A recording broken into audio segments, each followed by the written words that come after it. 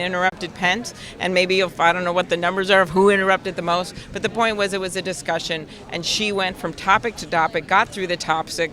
It was really quite a substantive debate, and I commend her for the job that she did. So, no mention of climate change. The social. Yes, that was unfortunate. The yes.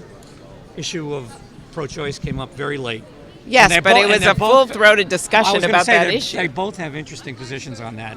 Yeah. Governor Pence's history with gay people did not come up. Yes, and that, if that question had been asked, I think that would have been really interesting, given what we see going on in North Carolina. Same thing that had happened in Indiana was businesses pulling out, conventions pulling out because of anti-gay discriminatory bills. That wasn't part of the discussion, but what was part of the discussion, and I thought that was a very moving discussion where both men discussed their faith. I'm part of the prayer breakfast that meets every week in the Senate. Tim Kaine is co-chairing that breakfast. He heads it up.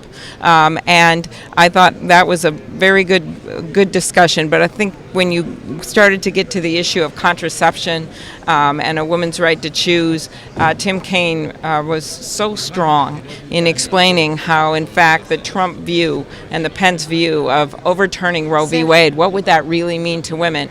And we would go backwards in this country decades. We would go backwards if we defunded Planned Parenthood, as Mike Pence has suggested. Senator, what about some of the criticism that Tim Kaine interrupted too much? We were just talking about that, and I really saw this debate as a different kind of debate. It was a conversation. When people have conversation, at least in my household, they interrupt each other sometimes. And there were a few times when they both interrupted each other during the first 2 minutes. Okay, that wasn't supposed to happen. But for the most part, they were conversing back and forth. When you converse back and forth, sometimes you interrupt, sometimes you don't. And the question was asked, well, did that mean the moderator was somehow not controlling it? I thought she was strong. She followed up on questions. She was able to go from topic to topic to topic. And it was a much more substantive debate, mostly maybe because of the candidates that were in the debate than the last one was. In the end, did it move the needle at all? Well, here's the deal. After this last week, where Donald Trump's performance at the debate was not good, where he spent the week hurling insults, tweeting at 3 a.m. The story comes out that he had nearly $1 billion in debt one year and that he most likely didn't pay his taxes. Pence had a high bar, and that high bar was to change the trajectory of this election, and he wasn't able to do it because, like many others of my colleagues in the Republican Party, it is very difficult to defend Donald Trump's position. Okay? Some of the Republicans in the room are saying that Tim Kaine's interruptions justify Donald Trump's interruptions in the last debate. I think it was a very different. There were different kinds of debates. Right. This was a conversation format after the first few minutes, and they both interrupted each other in this debate. Whereas in the other debate, it was a very different scenario. Senator, can I just ask you a question?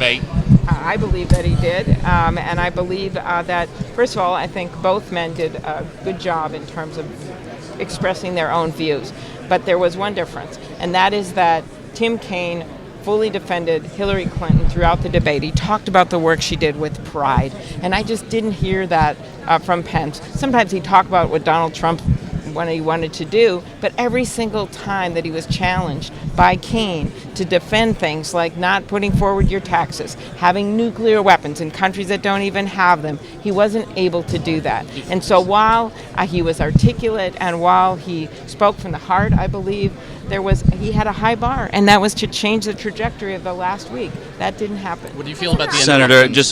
What do you feel about the interruptions? Well, as I've explained, I think that this is a conversation. This debate was a different format, right? They each said their view on an issue, and then they had to discuss them. When you discuss things in my household, and where I'm from, my relatives are from up in northern Minnesota, everyone interrupts each other all the time. That's just what happens. The debate moderator, I think she did a good job. Some people say, oh, was that bad that people interrupted? Guess what? It's a debate. And guess what? She was able to move from topic to topic incredibly effectively. When she needed to say, that's enough, we're going to move to a different topic, they moved. And she had control of that debate. What did Governor Pence have to do that he didn't do tonight? What did Governor Pence have to do that he didn't do tonight? He had to change the trajectory of this campaign because for the entire week, it's been nothing but one disaster after another. They had the debate, in which, by all accounts of the American people, Hillary Clinton won that debate.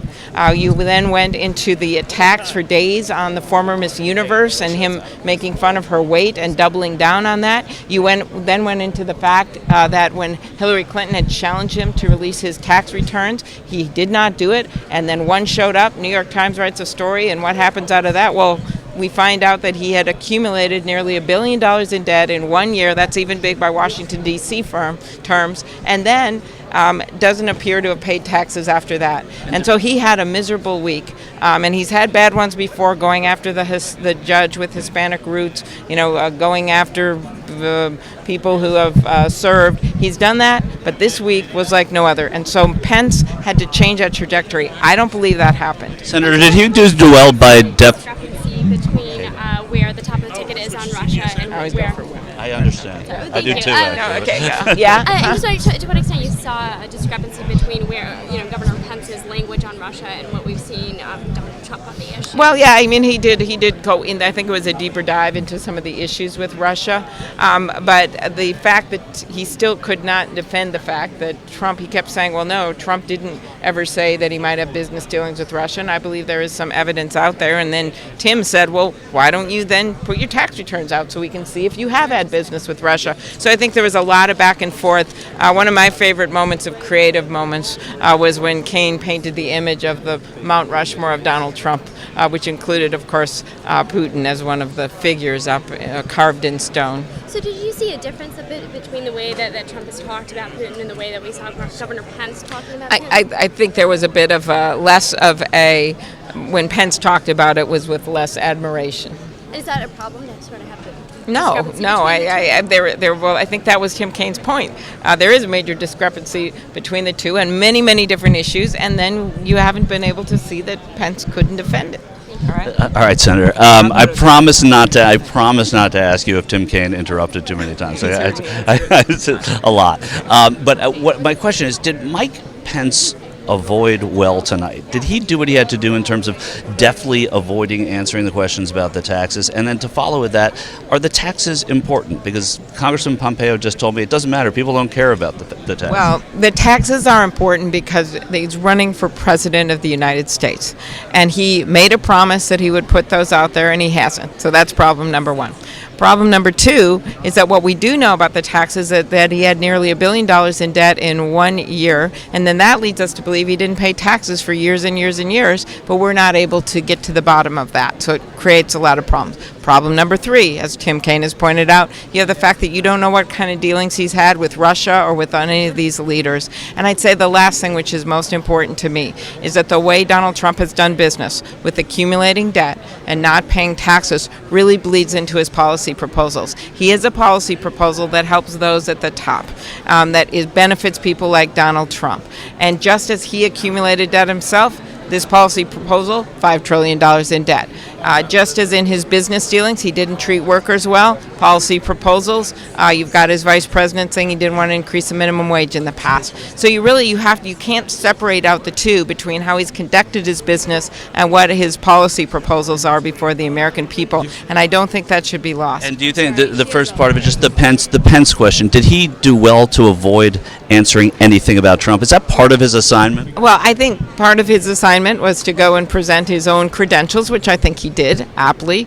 But then the real part of his assignment as a vice president is to explain the policies of the guy that's above him on the ticket. And you saw through the whole debate Tim Kaine doing that, affirmatively bringing up Hillary Clinton whenever he could and her policies. You did not see the same on the side of Mike Pence, even though he's an articulate debater. He has vast experience, and I don't quarrel with the fact that he was able to, communicate his own views. But the key thing this week was to defend all of these crazy. Right? No, okay, that is the second key thing of this week, and that is the Vikings' victory. 4-0 with their stars being hurt, with no quarterback a week before, with losing Adrian Peterson, and not only did they beat the Packers, they also have beat the Giants. That is a big takeaway. Is the race any different than it was before this debate? Is the race any different than it was before this debate? Always leave him with the sports. It always softens these people up. See what happened to Senator Klobuchar? Talk about the Vikings. She goes nuts. Anyway, Amy Klobuchar. We didn't interrupt. We got to her eventually. But I think that she made a salient point, which is hard for any of these people to do because they're here in support of one person all the time. And the salient point that she made is that Mike Pence did all right tonight.